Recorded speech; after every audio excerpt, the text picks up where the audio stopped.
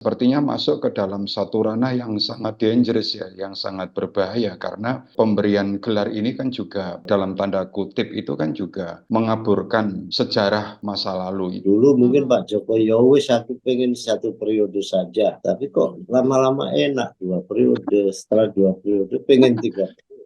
Ya nanti Pak Prabowo nanti kalau ditanya Pak ini udah 2 tahun pasti gini-gini siapa? Ngompol.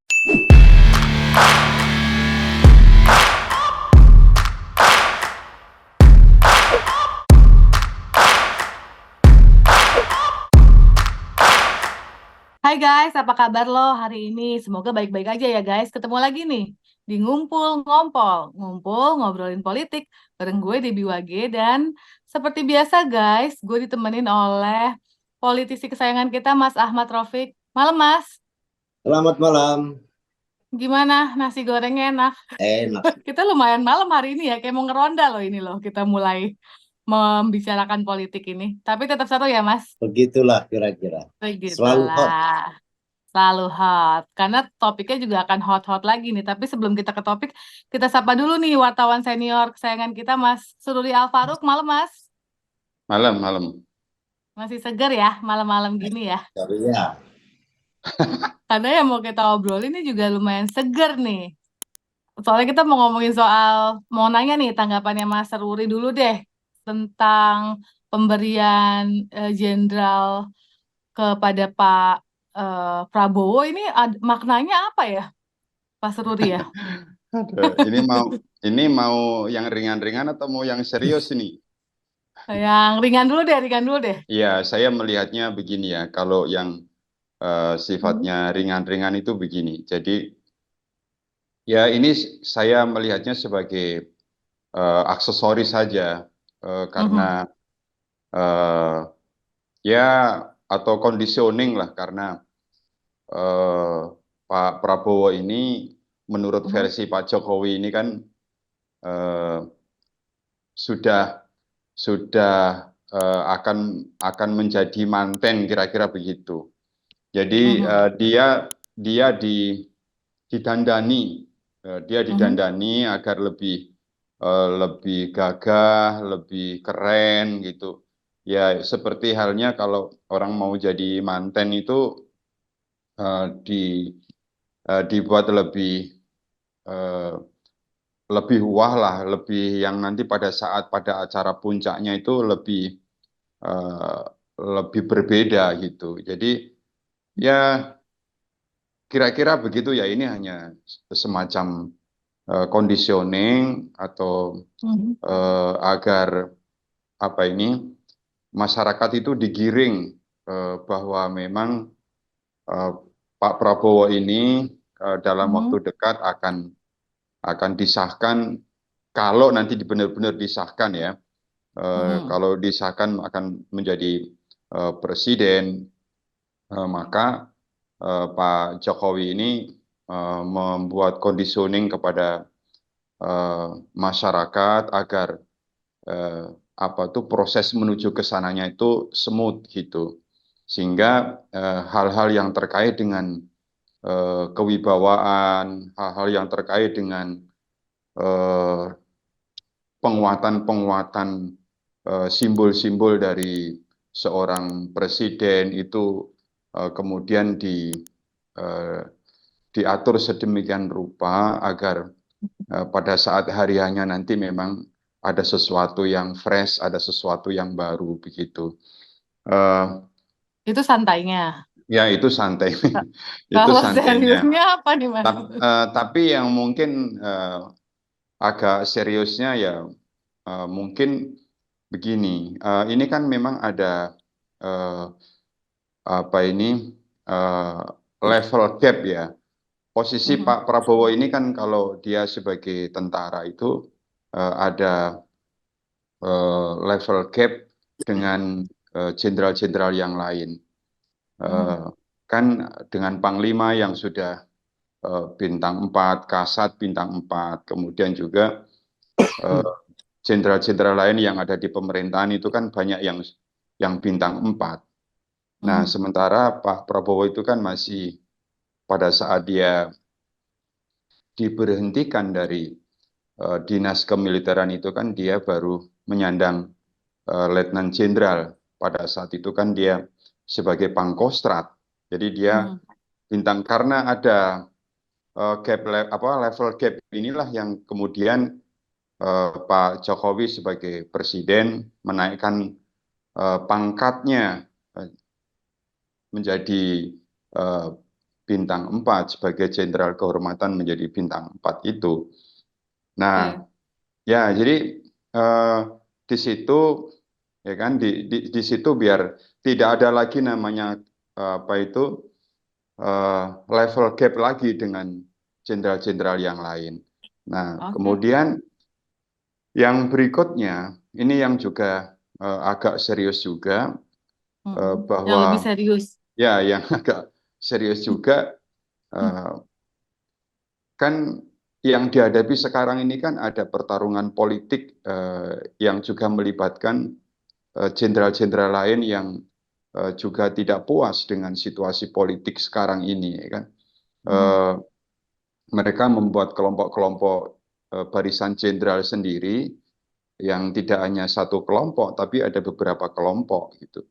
Nah, ini juga persoalan serius dalam politik ini. Nah, itu akan bisa secara psikologis bisa dilakukan pendekatan-pendekatan dengan lobby-lobby yang baik kalau memang tidak ada lagi istilah level gap tadi itu antara kepangkatan bintang tadi itu. Nah, bagaimana kalau Prabowo masih menyandang bintang 3, mau lobby, mau mendekati dengan mereka-mereka jenderal-jenderal yang sudah berbintang 4, itu pasti akan secara psikologi, gitu ya? Skala psikologisnya tidak bisa kokoh, tidak bisa kuat gitu. Karena bukan hanya internal grupnya dia sendiri ya kan, bukan hanya internal grupnya Pak Prabowo sendiri, tapi kan eksternal yang ada di eksternal ini kan juga jenderal-jenderal yang berbintang 4 yang memang mereka punya power dan punya pengaruh yang besar gitu. Sehingga kalau Pak Prabowo ini secara bintangnya dinaikkan, jadi membuat Pak Prabowo itu juga kalau bertemu mereka itu ya equal gitu. Nah, inilah jadi yang lebih ke ya, jadi mungkin ini yang level gap ya. mungkin ini yang dimaksudkan ya kalau saya membaca dari luar itu memaknainya ya kira-kira begitu gitu. Saya sendiri tidak mau memperdebatkan mengenai soal Undang-Undang Nomor 20 tahun 2009 dan isinya yang sekarang ini kan banyak diperdebatkan oleh antara yang setuju dan antara yang tidak setuju gitu. Tentu yang setuju ini kan orang yang memang di barisan Pak Jokowi, dan yang tidak setuju ini kan memang adalah kelompok-kelompok jenderal dan kelompok-kelompok intelektual yang memang secara grupnya udah berbeda gitu. Tapi kira-kira memang poinnya itu karena memang ada level gap tadi itu. Oke, kalau Mas Ruri kan menitik beratkan di level gap itu ya untuk supaya tidak kalah pamor. Aku mau tanya ke Mas Rofik nih, ada nggak sih yang lebih serius lagi? Misalnya ada tukar-menukar kepentingan dengan Pak Jokowi, atau Pak Jokowi menyandra Pak Prabowo, atau sebaliknya gitu, Pak Prabowo yang menyandra Jokowi. Apa ini tanda-tanda? Apakah ada Mas arah ke arah sana gitu, tukar-menukar kepentingan? Ya, Mas yang Rofik. pasti, ya yang pasti dalam konteks ini sebenarnya Pak Prabowo itu udah nggak butuh apa-apa lagi. Pak Prabowo itu juga nggak butuh bintang 4. Dia dalam konteks ini juga terpilih sebagai presiden. Kalaupun nanti dilantik kan udah positif terlantik resmi sebagai presiden. Jadi mau apalagi mau bintang 4, bintang 5, bintang 7 nggak ada efek. Karena sebagai presiden kan presiden itu pemegang otorita tertinggi. Kalaupun di tentara itu ada bintang 4 ribuan sekalipun, kalau Pak Prabowo presidennya kan semua harus ikut Pak Presiden. Jadi intinya itu memang ini sesuatu yang diada-adain ini Mm-mm. adalah bagian dari pesan politik sesungguhnya, lebih pada itu bahwa ini loh, saya ngasih bintang 4 ke Anda, itu atas Mhm. jasa saya. Anda jadi Oke. presiden juga begitu, itu karena atas jasa saya. Dan Heeh. segala macam, pokoknya sayanya ini keluar semua sekarang, dikeluarin. Oke. Ini dalam rangka mempetugaskan Pak Prabowo sebagai petugasnya Pak Jokowi. Kalau dulu Pak Jokowi petugasnya PDI Perjuangan, Hah? sekarang itu lebih kecil lagi, Pak Prabowo menjadi tugasnya perorangan, tugasnya Pak Oke. Jokowi. Jadi intinya ingin dalam konteks ini mengekang. Dalam Mhm. konteks ini Pak Prabowo nggak bisa dikesankan, nggak bisa lepas dari Pak Jokowi, karena saya yakin hari ini Pak Jokowi juga udah mulai kehilangan Mhm. sedikit demi sedikit pengaruhnya, karena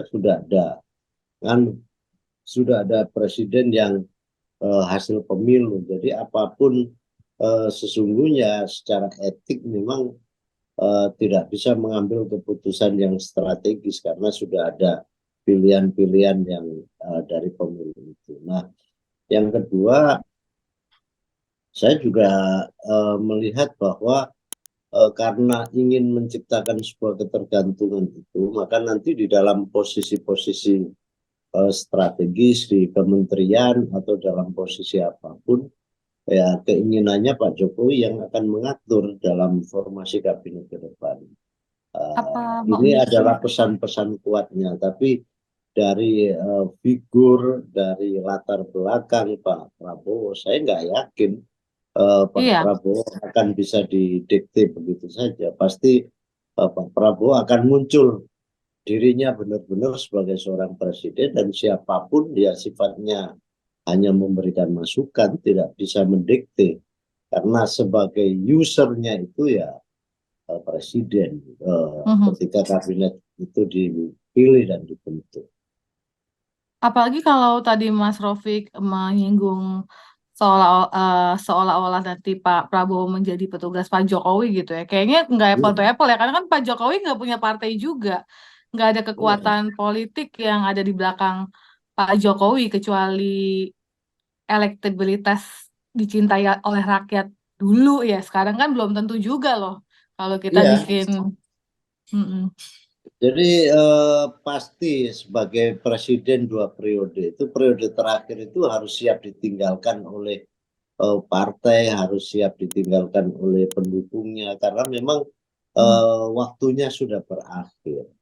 Kecuali Mm. kalau Pak Jokowi punya partai yang tersendiri, punya partai besar, mungkin pengaruhnya juga masih tinggi. Nanti kalau udah nggak jadi presiden kan akan jadi orang biasa saja, dan itu juga orang juga akan melihatnya juga biasa-biasa saja.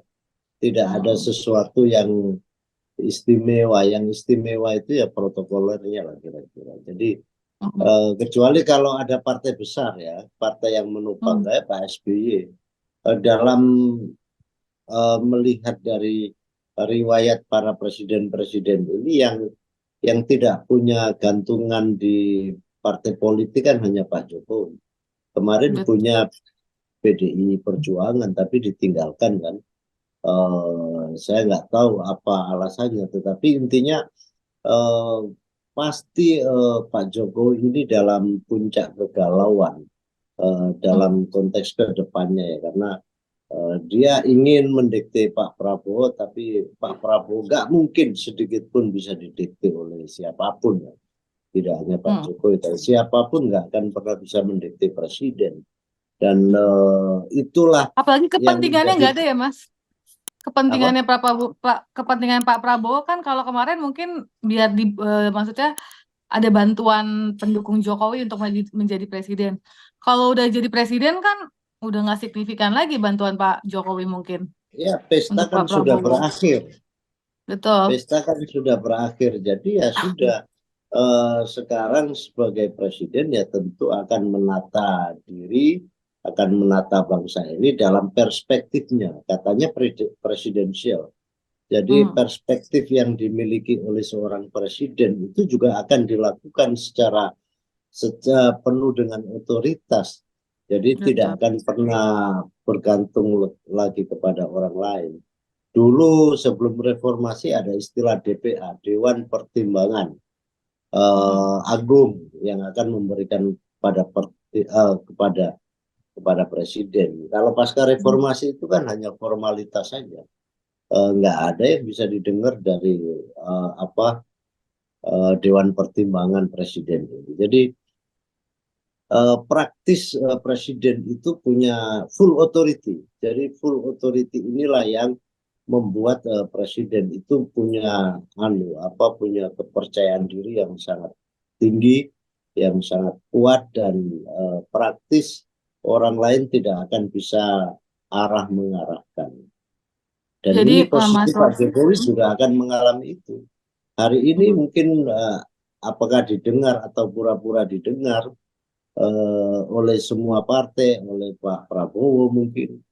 Tapi setelah semua ini selesai, setelah nanti kita lihat, setelah diputuskan oleh KPU misalkan, dan mungkin setelah sengketa segala macam selesai, pasti juga rasanya juga pasti akan beda. Mungkin hari ini Pak Jokowi bisa manggil berkali-kali, tapi kalau nanti udah diputuskan oleh KPU ya nggak gampang lagi. Hanya sebatas pada koordinasi, mau nitip ini nitip itu juga pasti akan berat karena presiden sudah resmi. presiden yang punya partai besar ya. Kecuali kalau Yes, Pak Jokowi mungkin bisa menjadi ketua umum Golkar, mungkin kita beda cerita ya.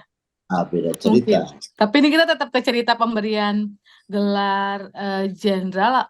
Menurut Mas Rofik adalah upaya Pak Jokowi lah ya untuk tetap menancapkan pengaruhnya di Pak Prabowo gitu kira-kira ya Mas Rofik ya. Mempetugaskan. Waduh, mempetugaskan lebih berat ya.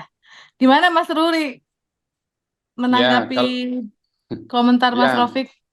ya kalau saya sih ya bisa dikatakan mengaminin aja sama Mas Rofik itu. Tapi memang poinnya apa yang diperagakan Pak Jokowi ini dengan memberikan gelar eh, bintang kehormatan menjadi bintang 4 ini memang memberikan kesan bahwa Pak Jokowi itu eh, cuek bebek gitu. Jadi dia tidak melihat bahwa situasi ini memang sedang kisruh, persoalan pemilu kan yang begitu dahsyat gitu kan, menyedot perhatian seluruh elemen masyarakat.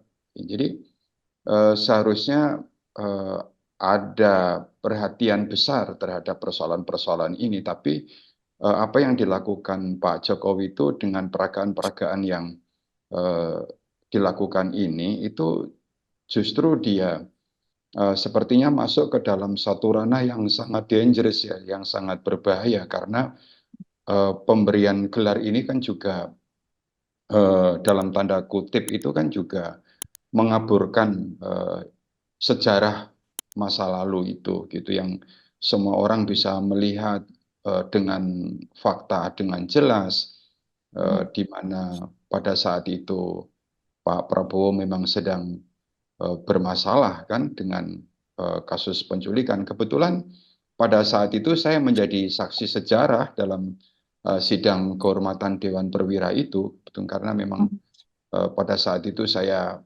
yang berada di lapangan gitu. Jadi tapi Pak Jokowi ini kan tidak peduli dengan itu sehingga tetap dia bermain sesuai dengan kemauannya dia dengan memberikan gelar bintang kehormatan itu. Gitu. Nah, ini bahwa dia itu nggak peduli. Nah, apa saya sih merasa bahwa Pak Jokowi ini apa merasa itu udah bisa diselesaikan gitu. Mungkin dia merasa punya dianggap timnya itu punya pertahanan yang baik gitu. Tapi kalau kita bicara secara misalnya secara matematika gitu, timnya Pak Jokowi ini dalam menghadapi perlawanan kelompok-kelompok yang tidak puas itu sebetulnya juga sudah sempoyongan gitu kan. Misalnya Mhm. dalam adu argumentasi tentang kecurangan, meskipun itu yang disuruh maju di depan itu adalah Profesor Yusril gitu. Tapi Profesor Yusril ini juga dihadapi oleh pakar-pakar hukum tata negara yang juga eh, tidak tidak sederhana gitu kan. Mereka dihadapi dengan Hamdan Yulfa, ada Refli Harun, ada kemudian Profesor Mahfud gitu. Itu luar biasa dalam Mhm. konteks ini juga saya kira sempoyongan. Kemudian tim IT-nya, tim politiknya juga kita menyaksikan sendiri dalam perdebatan yang setiap hari itu bisa berapa kali saya nonton di TV. Mhm. Oke. Timnya Pak Jokowi ini juga sempoyongan gitu. Mhm. Jadi eh, kalau dia merasa masih aman, masih baik-baik saja, saya kok merasa ini Pak Jokowi ini eh, mau mau melihat, mau mendengarkan nggak sih situasi di luar dia itu gitu. Ini yang saya khawatirkan tuh kebablasan gitu. Kalau kebablasan itu kan nanti jatuhnya itu kan juga sakit sekali gitu. Nah, ini Mhm. kan yang berbahaya. Jadi mestinya eh, Pak Jokowi ini melihat situasi secara utuh ya, jangan mengecilkan persoalan-persoalan yang ada di luar dirinya itu. Bagaimanapun gegap gempintanya ini semua orang mendengar, masuk dia nggak mendengar gitu. Semua Mhm. orang melihat, masuk dia tidak melihat. Ya, itu yang mesti dipertanyakan. Dia itu sedang apa ini? Sedang apa gitu? Eh, Sedang ada di dunianya sendiri.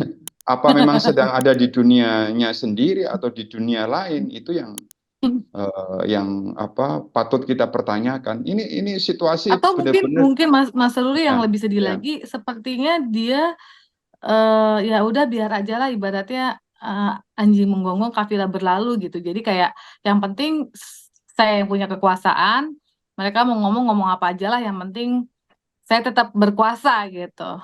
Coba kalau dilihat sekarang ini, sepertinya itu kan dia sedang berusaha mengalihkan persoalan-persoalan serius itu, gitu kan? Hmm. Dia banyak keliling kemana-mana gitu kan, Eh, Mhm. dengan ditemani orang-orang ya itu saja kan, ada Bahlil, Mhm. ada Erick Thohir, ada Mhm. eh, siapa itu, ada Zulkifli Hasan, ya itu aja gitu. Jadi memberi kesan bahwa ini sedang eh, sedang menenangkan diri atau sedang mengalihkan perhatian atau apa whatever ya, tapi memberi kesan sangat tidak baik gitu bahwa dia Mhm. sebagai kepala negara yang saat ini dia yang harus bertanggung jawab, seharusnya bagaimana dia menunjukkan sebagai presiden yang firm gitu ketika menghadapi persoalan yang sekarang ini gitu. Jadi ada kesan dia mengecilkan persoalan yang besar ini gitu. Mhm. Oke. Sebelum kita tutup ada tambahan mengenai pemberian jabatan jenderal dulu, mungkin ya Nah, biar lebih mungkin fokus. saya menambahkan lagi ya. Kalau tadi yang dibilang Mas Rofik tadi ini memang eh, mempekerjakan atau apa ya untuk dalam tanda Mempertugaskan dalam mempertugaskan tanda gitu ya. kutip. Mungkin nanti ini yang akan menarik adalah perlu dicari data formalnya. Kalau apa Mhm. yang disampaikan Ibu Koni, apa yang disampaikan Pak Hasto bahwa eh, Prabowo itu kontraknya dengan Pak Jokowi itu hanya 2 tahun, yang habis itu diteruskan oleh Gibran, itu harus dicari. Karena pada saat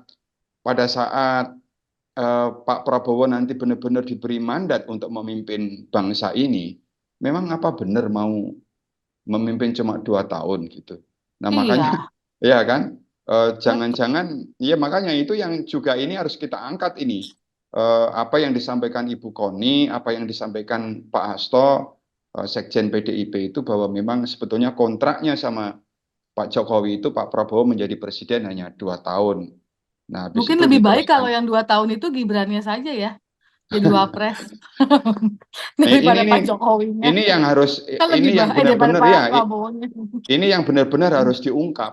Ini yang benar-benar harus diungkap sekarang ini. Jadi eh, itu by lisan atau by tertulis gitu ya. Kalau nanti tiba-tiba dalam pertengahan kepemimpinan Pak Prabowo, kalau nanti memang benar-benar dapat mandat, tiba-tiba di tengah jalan digugat, itu kan seru juga. Tapi kayaknya kalau Gibran yang naik tambah kita gugat deh kalau Gibran yang jadi presiden. Masalahnya kan lebih ke Gibran ya daripada Pak Prabowo-nya kan. Pak Prabowo kan sebenarnya nggak terlalu bermasalah lah. Nggak ada masalah malah Masalahnya di sebenarnya. bapaknya. Iya, bapaknya. Kalau Masalahnya di Gibran kan bapaknya. boneka. Iya. Ini kita ada statement terakhir mungkin Mas Rofik untuk pemberian jabatan jenderal dulu mungkin Mas Rofik. Ya, jadi saya kira ini bukan memberikan jabatan yang sifatnya ini penuh dengan ketulusan ya. Tapi kalau saya lihat memang banyak makna di situ yang terkait dengan politik ke depan. Karena sebagai presiden yang selama ini punya kekuasaan penuh, seolah-olah menjadi raja begitu kan sulit turunnya. Dulu mungkin Pak Jokowi, ya wis aku pengen setahun wae, aku pengen 1 periode saja. Tapi kok lama-lama enak 2 periode, setelah 2 periode pengen 3 periode. Ya nanti Pak Prabowo nanti kalau ditanya, Pak ini udah 2 tahun pasti gini-gini. Siapa? Siapa yang Siapa tuh yang ngomong? ngomong ya? Siapa yang ngomong dia? Ya itu ya mungkin dalam sisi perbincangan itu terjadi, tetapi itu juga pasti tidak akan menjadi bagian dari komitmen bersama, karena tidak ada siapapun juga yang bisa mendikte sampai itu. Ini levelnya presiden, bukan kita mendikte ketua RT aja nggak bisa, apalagi mendikte presiden. Jadi, Iya, Pak Jokowi aja ninggalin Bu mungkin Mega, ya. kenapa Pak Prabowo nggak bisa ninggalin Pak Jokowi gitu kira-kira Mas Rafiq ya? Iya, jadi ini kan memang di dalam politik itu kan hanya ada kepentingan yang abadi. Jadi tidak ada pertemanan atau permusuhan yang abadi, yang ada itu adalah kepentingan yang abadi. Jadi Pak Prabowo dari kecil sampai besar itu memang terdidik dalam lingkungan yang sangat besar, lingkungan Orde Baru, lingkungan cendana yang begitu meraksasa, yang begitu kuat. Saya kira ketika beliau menjadi presiden, begitu dilantik pasti akan jauh lebih cepat bergerak, dan karena tidak ada perlu lagi penyesuaian ini dan itu, karena dalam soal tata kelola pemerintahan atau apapun itu nanti akan cepat untuk menyesuaikan karena sudah pernah berada di dalam lingkungan itu masalah. Jadi menurut saya apapun yang diinginkan dimauin Pak Jokowi selama Pak Jokowi masih jadi presiden pasti diiyakan, tetapi setelah itu ya semua akan berjalan sendiri. Makasih banyak Mas Rafiq. Oke, makasih. Mas Seruri, makasih banyak. Gimana guys, kalau menurut Mas Seruri ya pemberian jenderal itu ya untuk biar nggak kalah pamor aja dengan para jenderal bintang 4 yang lainnya gitu nanti kalau sudah menjadi presiden. Tapi kalau menurut Mas Rafiq justru ya upaya untuk mempetugaskan Pak Prabowo gitu ya dalam tanda kutip, walaupun ya sulit ya kalau dilihat dari Pak Jokowi tidak mempunyai partai dan lain-lain tadi yang seperti sudah dijabarkan. Tapi kalau menurut kalian kenapa ya guys? Apa nih latar belakangnya memberikan jenderal kepada Pak Prabowo? Komen ya guys ya. Dan sampai ketemu lagi di topik-topik selanjutnya. Atau kalau kalian mau membahas topik apa boleh juga guys kasih ke kita komen kira-kira topik apa yang pengen kita angkat untuk next episode-nya. Oke guys, sampai ketemu lagi ya. Bye guys.